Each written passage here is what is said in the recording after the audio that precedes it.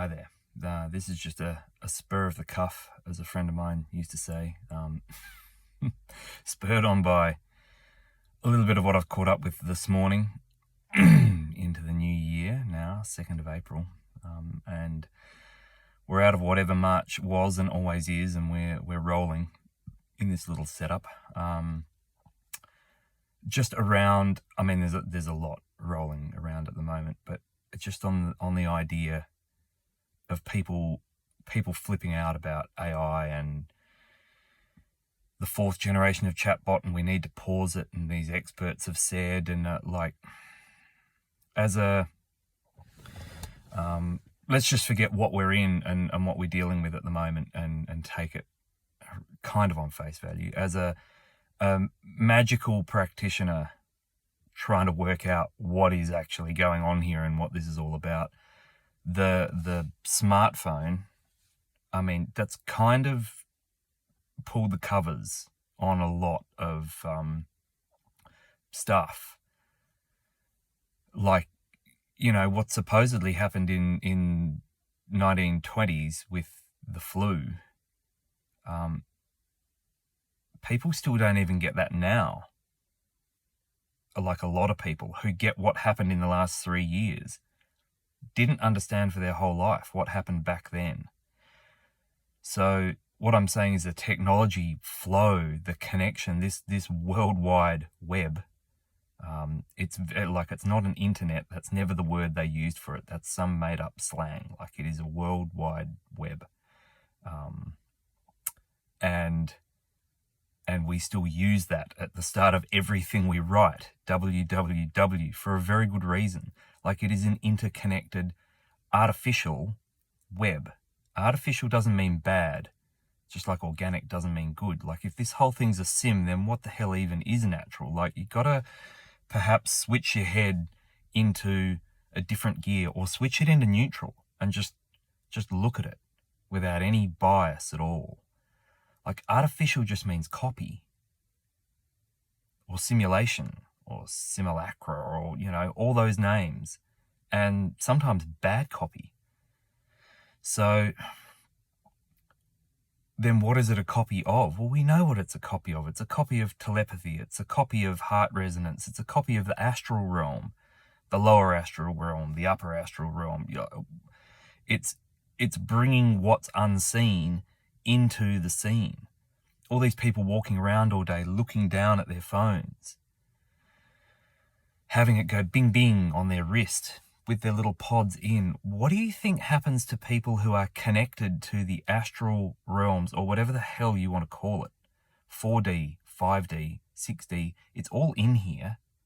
Like, if you're in here, it's in here, unless you're out of here, or you've got a pipeline to out of here, and we can talk about that later. But for the most part, what's in here is in here, and everything you know about, except for like maybe this one little tiny bit of what you remember that you don't even remember you remember, everything you know about is in here.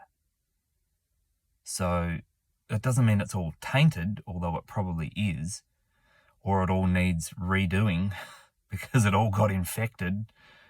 But it's just bringing what that connection point is to people who are plugged into that. It's bringing it down. You know, it's those guys that were talking about technology is morality based. And, you know, the Steiner people, we can all have our opinions about Steiner and Rosicrucians and all of that stuff. Like, no one's squeaky clean. You're in here, you're not squeaky clean. Bad luck. When I mention a name, when I talk about watching a video, I'm not telling anyone to go and look at Aleister Crowley. Like, that's on you. I've done it. It's all yours. I'm not saying anything about that. But if I say, perhaps you should have a look at someone, here's this information, or I mention a name like Tesla or Steiner or whoever, I'm not repping for them. I'm not promoting them. And I could go into a very long and boring diatribe about all the bits that I think are totally false and manipulated about them. But there was one part of the Steiner people talking about technology that would not work if you didn't have morals. If you're an amoral person, or you were in the other direction, If you didn't have a sense of morality, the tech wouldn't work. All right? Now the yoga people, or the whoever you want to, those people, the gurus, the shamans, they'll tell you that. Like, it's not easy to be a dark magician to get this shit to work without morals. It was, oh, he's tiptoeing around in my head. I don't want you looking at this. You just can't. You can't do that stuff. If you're using those energies, those power sources, and you're doing that, man, you're going to get chewed up and spat out in 5 years flat. You'll be done. You'll be in an insane asylum, or who'll know, but you'll be done. So the tech, the 3D tech that we've got here now, incidentally, all brought about mostly by Tesla, is unmoral technology or amoral technology. Anyone can use it. I don't need to be a good person not spying on people or not looking at the right stuff to be able to use this interconnected web. That's got a whole heap of implications, just like AI does. The main implication is all the masks come off and you just get to see everyone for who they are because they're not hiding it because they don't have to hide it anymore. Reminds me of a quote out of the TV series True Detective, which I didn't watch, but I watched lots of clips of, and I read the synopsis too, because that's what I do with stuff. Was, if you need a god or overbearing authority to tell you how to behave as an adult, once you've gone through the formative child years and you need the threat, then you are a piece of shit. That's the direct quote. Like, it's brutal, but that's where it is. If you need the threat of the police force to stop you from stealing something, then just do away with the police force and just go and steal it. And just see how long that goes. Well, that's tyranny. Well, that's the Dark Ages. Well, maybe. Or maybe all our history's bullshit. It wouldn't be pretty to take the governor off and just see how high the engine can rev before it blows up. But that's what's going on right now. It's not going to be pretty. It's not pretty right now. It hasn't been pretty for 30 years, and it's getting faster and faster and faster. So act accordingly. And that's just holding yourself in this weird space around us that's milking us for emotions and for trauma responses, suffering. It's basically what's going on. That's their favorite response, is suffering. So the more you suffer about something, the more food you are for the thing that you can't see. But your phone camera can probably see it. And anyone who's plugged into that tech at a human level, the 4D, the 5D, anyone who can see that stuff, they can see what's sitting over your shoulder in the YouTube video while you sit there telling people this and telling people that and telling them whatever. Like, the 3D people, the ones that haven't got the vision yet, they can't see, but, some of us can see what's behind your eyes and what's over your shoulder. It's just how it is. And it's going to get to the point where everyone will be able to see, because that's the real world. If there is anything other than void space outside this weird holographic bubble, there are no lies. You don't get to lie. So everyone will see what's behind your eyes and everyone will see what's sitting over your shoulder. And that's what we're walking into right now. And so adjust accordingly. Like, just course correct. Wherever you are, just have a look at where you are. And if you go, yeah, well, that's good. What I'm doing is good. That's brilliant. Like, 100 odd people are going to watch this video. I'm not making it for any one of them in particular. Like, it's just what's coming through at the moment is there are people out there who aren't just running on algorithm programs or or are or have been hijacked, but they're starting to get the realization that they've been totally hijacked. And they're starting to try and piece themselves back together. And that's brutal work. That's brick stacking. That's chipping the mortar off every brick and stacking in the hot sun all day, and then sleeping next to the brick pile at night and having bad dreams and waking up in the morning and stacking some more. This is not easy work. But it's the work in front of us if you want to gather the bits of you that you think aren't there with you back to you. Because all of us have been hijacked at some point. All of us have been traumatized. All of us have been and constantly get goaded into a suffering response over whatever. From the most atrocious thing you could possibly imagine to my coffee wasn't hot enough. Like, these programs that are in you will get you to suffer over anything. No matter how comfortable your life is, you will be able to find suffering in it. And then there are people out there, no matter how uncomfortable their life is, they choose not to suffer in the trauma. Because the trauma's there and it's shit, but they're not going to suffer in it because they're not going to feed them. You know, that's hardcore. There are people out there doing it hardcore like that. And most of us are just somewhere in the middle, wishing and washing and trying to make sense of whatever. But, you know, now we get to see. Now we get the AI producing a Jay-Z track that no one can tell that AI produced the Jay-Z track. And then someone says, April Fool, Jay-Z actually recorded it and we tricked you all with the AI. You wouldn't know. And that you wouldn't know doesn't tell you how good AI is. That you wouldn't know tells you who Jay-Z is. That's the trick. You're going to start seeing, if you haven't, and I really think most of you probably have, started to notice, there are a lot of people out here who are just copying.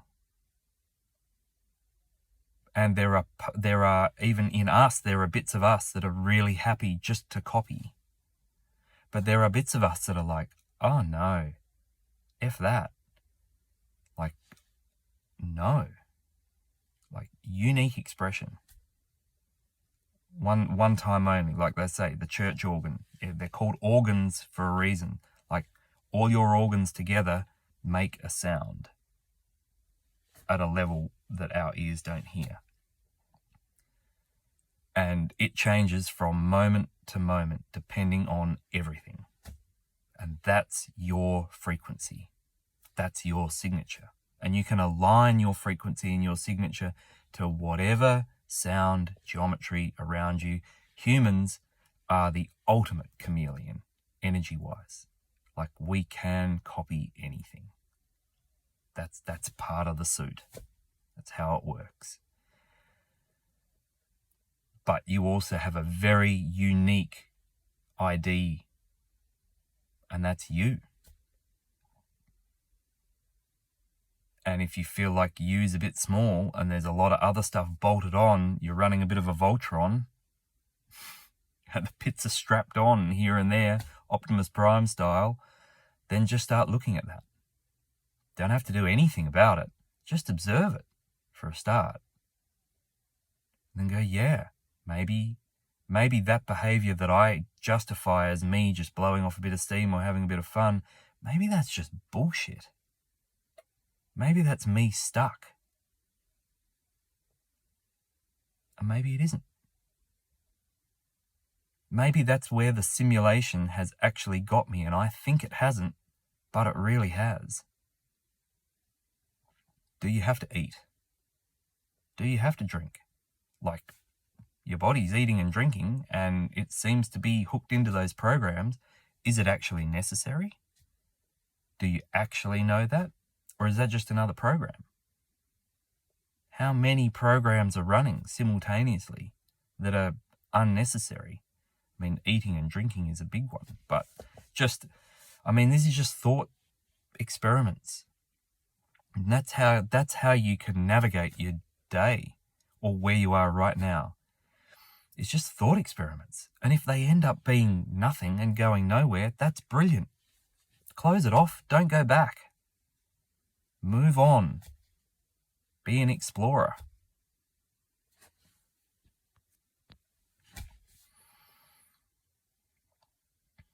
Because whether you came here for a specific reason or whether you got tricked here and you're getting recycled in here and you think you know how to get out, or you don't know how to get out, or you don't even know if you want to get out,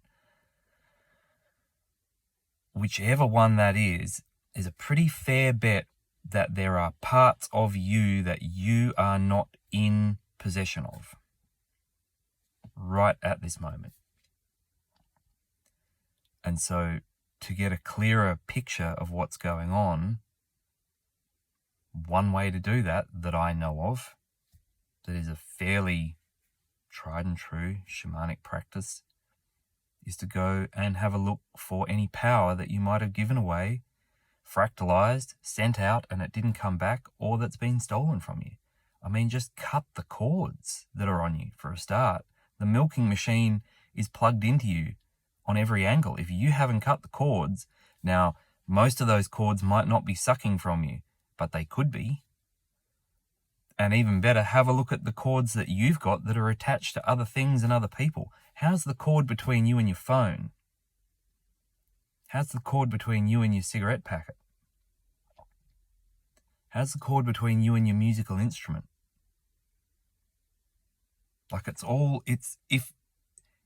if what we're leaning towards, what I've been leaning towards since about 2011, if that is actually the case, and this whole thing is just a total mindfuck, and we're up in our heads somewhere, we're strapped to a table somewhere with VR goggles on, and here we are, then none of this is real, except up here, or in here, more to the point, because this seems to have a fair bit more control over the situation than this one does. So, lucid dream. Well, if you can get control of a dream, can you get control of this? It's a lot harder to control, but you can course correct yourself at the very least.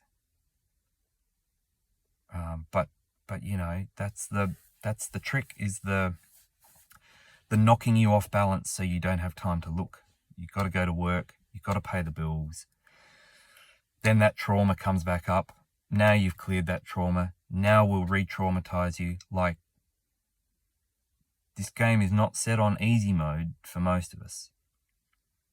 Like, most people who are here, who are trying to get their shit sorted out, are getting smashed. Because that just seems to be how it is. That's how it's calibrated.